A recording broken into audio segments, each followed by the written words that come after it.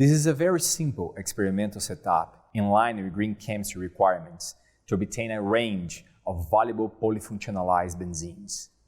The main advantage of this technique is the use of water as a solvent, which allows the easy isolation of the crude mixture and contributes to the sustainable practice of organic chemistry.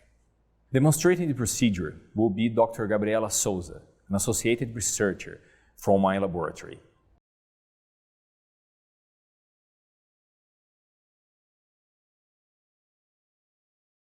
To begin, add 2 milliliters of distilled water to a 15 milliliter test tube containing a stir bar. Sequentially, add 220 microliters of phenylacetylene, 96.8 microliters of 2-cyclohexene 1,1, and 1.5 milliliters of freshly prepared 1.3 molar ammonium persulfate.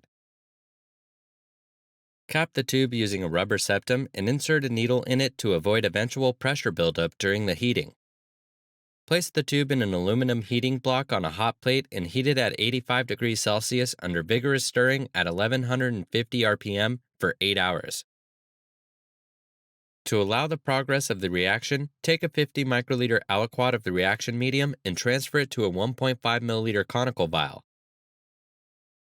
Add 50 microliters of ethyl acetate to the vial and shake it.